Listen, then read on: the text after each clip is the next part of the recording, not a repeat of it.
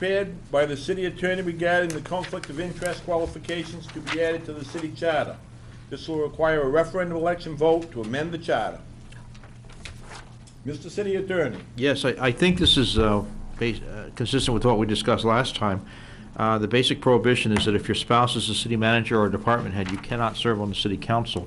But we have a bunch of additional language in here which preserves your right to run and then have the disqualification removed so that you can actually be sworn in and assume the duties. The first sentence of this: no person may qualify or serve as a member of the Old Town City Council if that person is currently married to a person who holds the position of Old Town City Manager or head of any city department. The sense in which I'm using the word qualify is the more formal sense of actually taking the oath of office. In other words, you can run, but you can't be sworn in if you have a spouse who is a department head or city manager. If they resign by the first regular council meeting after you've been elected, then you can take the oath of office and enter into service as a city council member. Otherwise, it creates a vacancy. Now, there's some balancing involved here. Obviously, it could be very problematic for the city to elect someone and then have to declare an immediate vacancy because the spouse doesn't resign. You'd have to hold a special election under your charter because you have more than 6 months remaining on the term, and that would be an additional expense and inconvenience for the city. At the same time, for anyone to whom this restriction applies, it's a lot less burdensome on their right to seek office to be allowed to run without their spouse resigning, because you never know if you're going to get elected. But if the requirement was, I can't even run unless my spouse resigns from their job, that's a pretty burdensome restriction, at least as to that one individual. So trying to apply the law court's balancing test, I've included language expressly preserving that right to run for office. There's also, at the end of this provision, there's a couple sentences which indicate that if you're on the council and your spouse is appointed to and accepts one of those positions, then you are disqualified by virtue of their acceptance of that position, and the council has to declare a vacancy. So I'll leave my overview with that and invite your questions.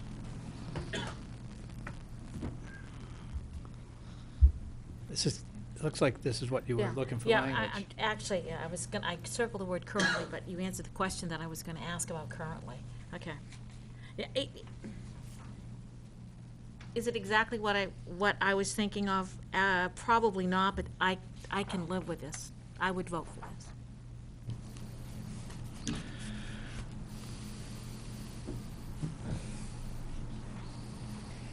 this. Yeah, go ahead.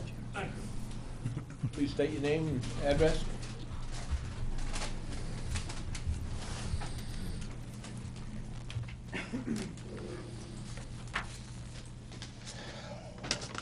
Joe Pluff, Woodland Avenue.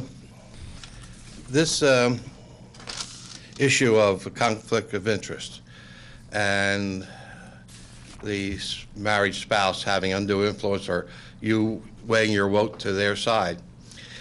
Basically, it's our fear that someone on the council is going to not do their job for the best of the city if a husband or wife is a department head. Is that my understanding? No, that's not true. No. That's not true. What is the reason then?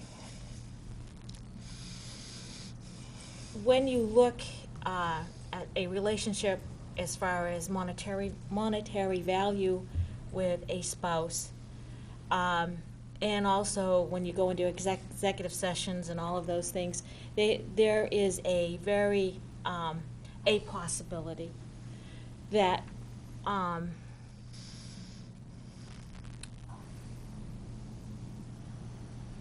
that information might be going from one to the other that might have a little inside information that somebody else wouldn't have. And I just think that just for the department heads and what we've got, when we looked at that and talking to our city attorney, that meets the qualifications as far as they can still run. If there's a department head, if they have a spouse that's a department, or we hire somebody. So the main reason is the communication of sensitive information, is that? Well, also the monetary value, monetary information as well, because when you're looking at city employees and when you're looking at budget and other informations, even contracts, legal contracts, talking in an executive session over some very sensitive matters, that that person, that department head, probably shouldn't have that information, and then it accidentally gets out there. I'd like to address 2 points now that I understand. Thank you. We have gone as a city for 190-some years without the need for this. And I really don't see at this time a need to put this in place. But if you really think so, and the reason is communication of information, you say married couples. What about couples that are living together? What about That's not a- father and son, mother and daughter, a very good friend that's been all your life? All those, do we go down that slippery slope and say no one can run? That's one of my big issues.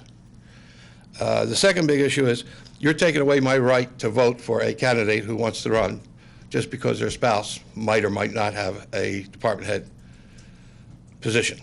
And But Joe, this isn't us making this decision. This goes to the voters. but if you don't send it to the voters, then it's a no issue, okay? And what I would like to see is it die here, okay?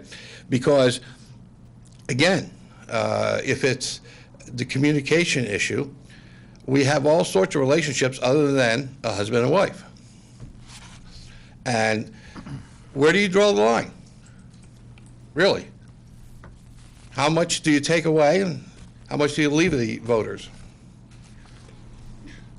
Joe, one of my big things, and I know I'm not on this committee, but is it does leave us in a situation where, like we're in now, with a 6-person panel. And if people recruit, and that often can affect a decision. That's why there's odd numbers on these panels. And depending on how many issues they have to recuse themselves from, that it could be.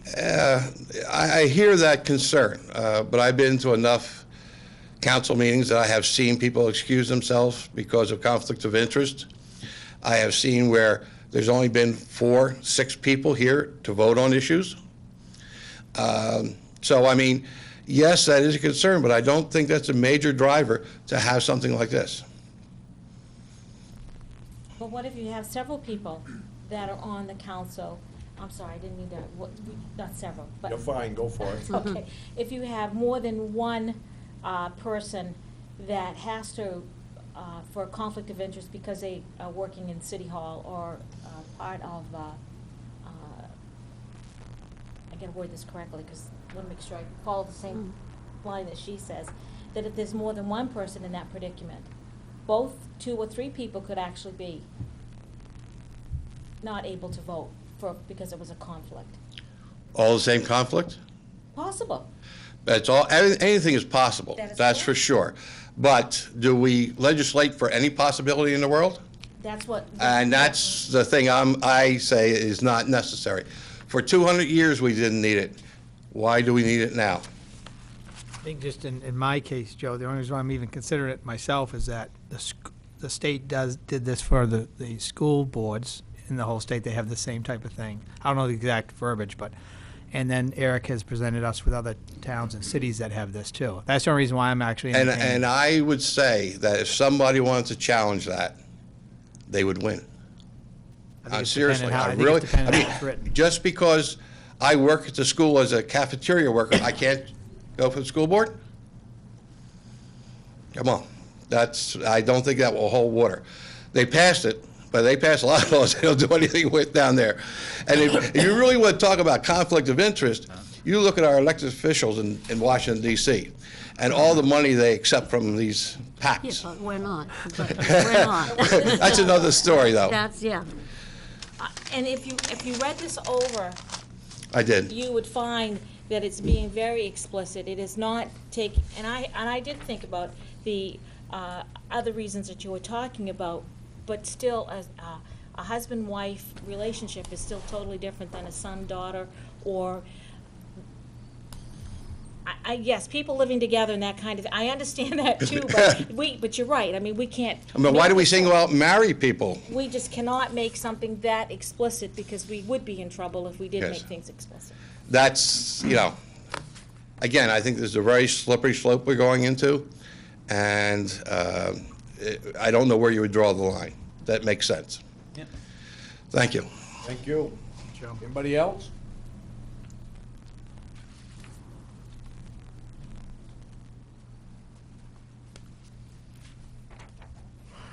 Where would you like to go from here? So do we have to vote on this from this committee, or can this go on the agenda to have the council vote on it? Is it on tonight? You need. To send it. You would need to, Do the same thing we did before, make a recommendation, and if Make it a fails, it recommendation. fails, but you can still put it on the agenda. for the full council. Somebody's gotta tell me that it needs to go on to the full council if it fails. Right. You still gotta, somebody can make a motion, even after it fails, somebody needs to make a motion that they want it to go on to the full council. I make a motion to send this to the full council as presented. Do we have a second? Who's on the committee? Stan, John, and myself, okay. Linda is now, isn't she? No. They're not? I thought, no, there's somebody else on here. Who did I Oh, appoint? yeah, You who, gave yeah. Had time You at know, the last that's meeting? right, I did, didn't I? Yeah. No, Sorry, I but don't my know. name's not on there, so I second it. Sorry. Okay. It's been moved and seconded. Any further discussion? All those in favor? Opposed? Motion fails. Motion fails. And I make you said I just have to say that I want it on the next Hold on. council. Oh, sorry, okay. So why did we bother to vote? Because Patty can say when it's on the agenda, the committee didn't send it You forward, okay is that with that? right? Right, Because it's gonna show that it didn't past committee. Yeah, it either comes to the council with the committee's recommendation or Or not not. recommendation. Not recommended. Your procedures are, in that respect, somewhat similar to what happens down in the legislature. Bills can come forward with a split vote and without a committee recommendation for passage. The only bills that don't come forward are those that are unanimous, ought not to pass. Those don't get advanced to the legislature. So, Okay. Okay. Did somebody make a recommendation? I did. to I make move a to the- recommendation to move it to the full council. I would entertain a motion to adjourn then. I second that. All in favor? Who's the next one? Carol? I'll call the April 15 meeting of the Public Services Committee to order. We have one item on our agenda, and that's to discuss the water sewer departments combining. Bill did send us the rather lengthy report. And I did read it. It was pretty dry, but it's a complicated procedure. This is really a blueprint of how to do it, I think. I'm not sure we'd need to spend $10,000 to find out how to do it. I mean, it's almost step by step there. Yeah, I think part of that is, and this has come up, the Water District asked me to consider this, and this was one of the things a couple of years ago that the council had mentioned, the opportunity to at least bring it forward, which we've come to that point now. We certainly would have to spend some money to investigate it. I didn't give you all the emails back and forth. I've had them with Eric. You know, you have to figure out what the actual ownership of existing assets are for each entity. You have to go in and see what debt is against each one of those entities. If we started that, certainly, if you want to investigate that, it's not a commitment by us to do that. But I think, realistically, to get this all done would probably be a minimum of 2 years. If you said start right now and everything went exactly to plan, it would take at least 2 years. It'd probably take 3 years to combine those two entities together. Essentially, what you'd be trying to do is, initially you'd have to spend some money up front, but what you're hoping to do is to mitigate your costs in the future as far as rate increases or having to buy, similar types of equipment. For each entity, you're only going to have to buy one loader or one truck or whatever for each one of those. I mean, that's what you're trying to accomplish over time. I don't believe that you would save anything as far as actual employees in either one of those plants. The water district in the last couple of years is down a couple of employees, which they've continued to operate.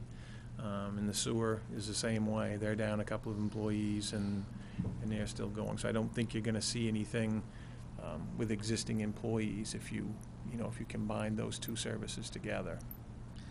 So this is, excuse me, so this is basically the only savings you see would be on equipment, which we could still kind of do that anyways. If John buys a certain one, we can make sure the sewer doesn't buy one, the same thing, and we can kind of do that anyway.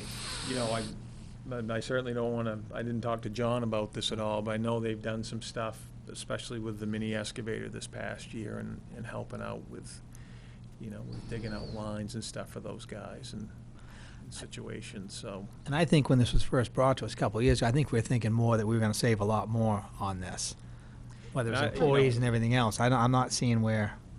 Well, I and in this certainly study, they flat out said it took them a long time, and it was all through attrition. Right. And, Right. and I don't think we have that number of employees. I think if you look, if you look at any of the engineers in either one of those facilities that, that work there and you do employee comparisons, either entity is going to tell you they're running, Bare bones. as fewer people as you can right now. And this wasn't this going to be like on billing too, that this is going to be maybe they It could would. I mean, you could get combine some the billing? savings on that, and the other side of it is, you're probably going to try to, in that situation, you're probably going to have one bill that goes out.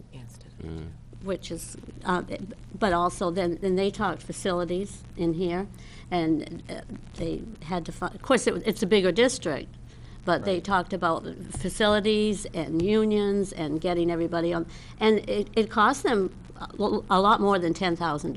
Oh, well, yeah. Yeah, I mean, yeah. Once you go through the whole process. Yeah, so I What's guess, the benefit? I don't know. It's an awful, it's a phenomenal amount of work. It really, It would be a lot of work. a lot of work, and you would need to have a professional do it, but you'd have to have full commitment from both boards for, like, a lot of, they met, I think, every month. They did. And that doesn't sound like, but it is a lot, and they were, and they all had to buy, it was a big process. I don't know if Eric has any comments on it at all or not. I mean, like he said, he's certainly sent out emails on this, and it's not that it's not possible.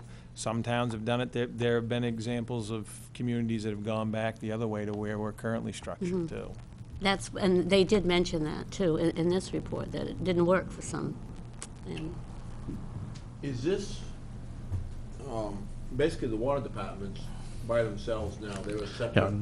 it's a legislatively created water district, yes. It's a legislative, so I had a short conversation with Sean Small. Unfortunately, we were both going opposite directions, but he mentioned it to me, and my understanding is that this would be a separate water sewer district, if you will, so that we would no longer be responsible for anything in the sewer department, and we aren't now responsible for the water, so this would take the city out of the whole picture.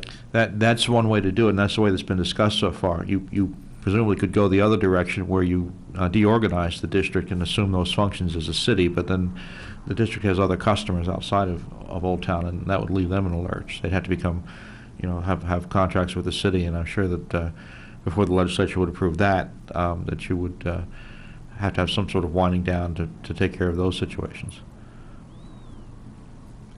I'm thinking that we might So you got fear about the lines at the last meeting, that wouldn't be the case then? Wouldn't be the case for the city, no.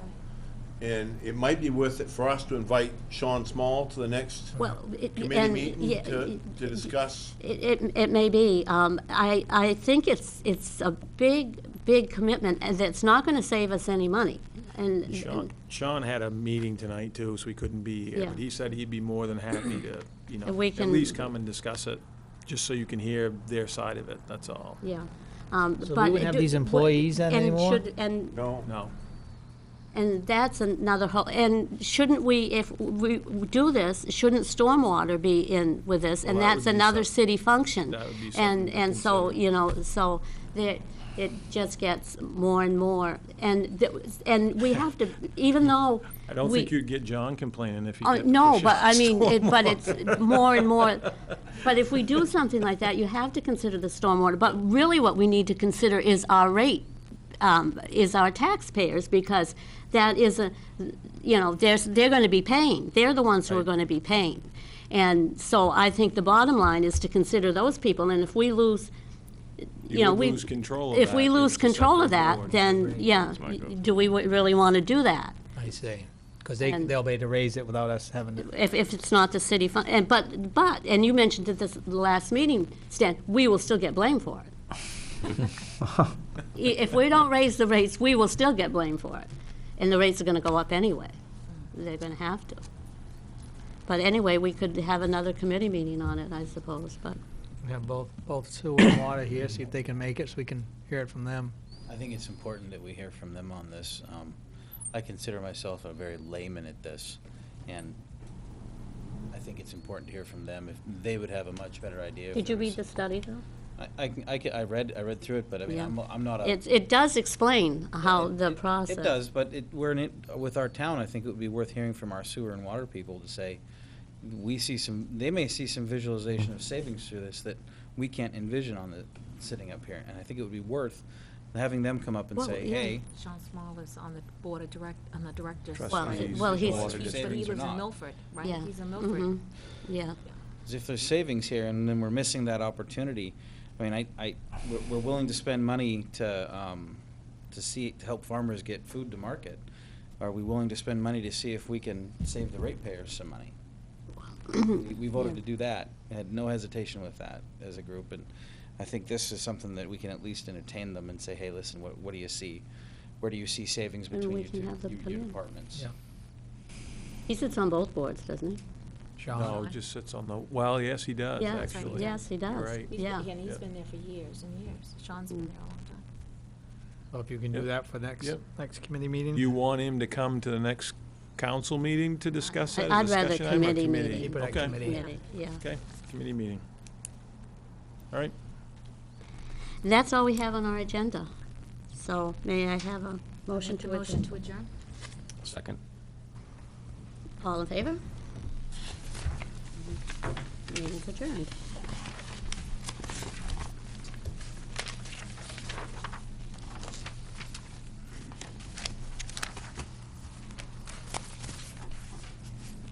You all set, Patty? Yep. I call the April 15, 2015 special council meeting to order. Flag salute. Pledge allegiance To the flag of the United States of America and to the republic for which it stands, one nation, under God, indivisible, with liberty and justice for all. Roll call. Silent roll call has been taken and a quorum is present. There are no minutes. Petitions, communications, citizens' requests. At this time, is there anyone from the audience that would like to discuss an item that is not on the agenda? Okay, reports, council president, nothing at this time. Committees, any committee reports from anybody? Nope. City councilors. City attorney. Executive session later, and I still owe you a written decision, which I'll have for your next regular meeting on the dangerous building case. Special committee, school board liaison, city manager. Had an airport advisory committee this morning. The bids on the construction of the runways will be open next Monday. Had first meeting on the 175th anniversary of Old Town today. Eventually. Three of the members are here. Cindy's also on that committee. Cindy, Patty, Was Linda. it? Just at the, Cindy, You three. Patty. Okay. Linda, no. just starting out on that. Some really good ideas here, and we're gonna start meeting, basically every 2 weeks to move some of this stuff forward, so. Had some good discussions this morning, and it'll be wrapped in with the Riverfest, so. Good. We'll keep you posted as that moves forward. And we discussed the canoe thing too, before Stan was, we discussed the canoe race too, Oh, Stan. yes, the Whitewater Nationals, we were talking about that too. That's July 22nd through the 26th. Oh, good. Oh, I did. I had the wrong, I knew it was the 22nd, but it is longer than glad you. April 29th, 1 o'clock, Downtown Planning Committee meets on that plan. Hear back from Wright Pierce. They should have most of the information that they've gathered in the first 3 public meetings together for us to talk about. So, again, that's April 29th at 1. Still working with on the CDD landfill. One of the things that has come out today, that LD 580, where they were discussing whether or not they would move funding forward beyond 2015, that passed in committee today. So they're talking about extending funding for the closure of landfills till 2025.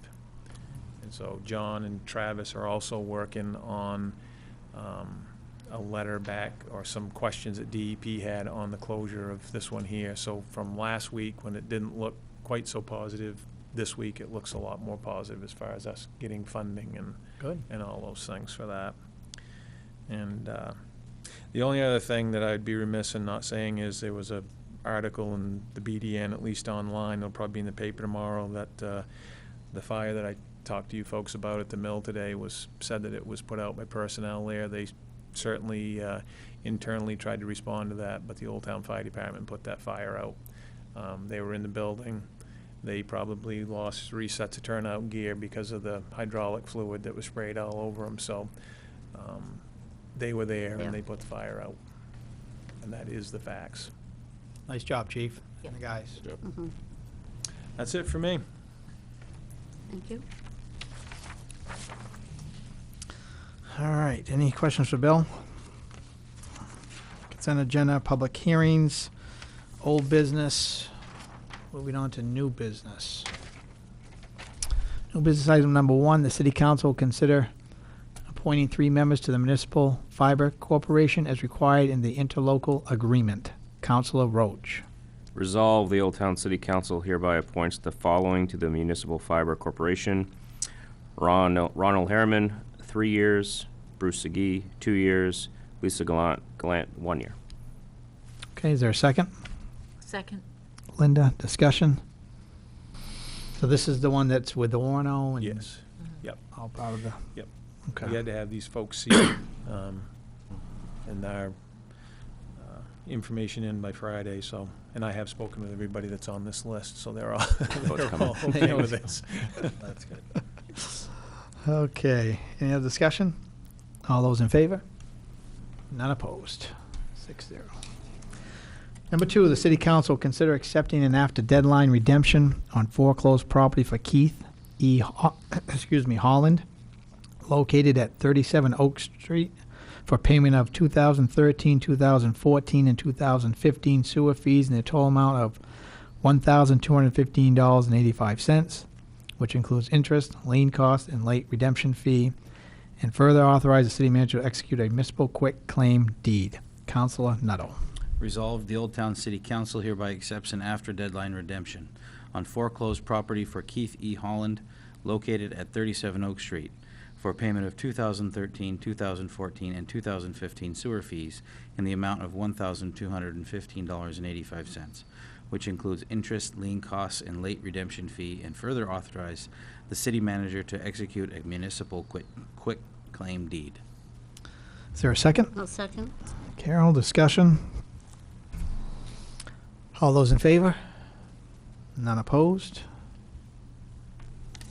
The last item, the city council will consider going into executive session for the purpose of consulting with the city attorney the city's legal rights and duties pertaining to Xpera's appeal of their tax valuation. Councilor May. Resolve, the Old Town City Council hereby approves going into executive session pursuant to MRSA Title 405, 6E, for the purpose of consulting with the city attorney the city's legal rights and duties pertaining to Xpera's appeal of their tax valuation. Is there a second? I second. Linda, discussion? All those in favor? None opposed. What time is it? 7:03. Okay.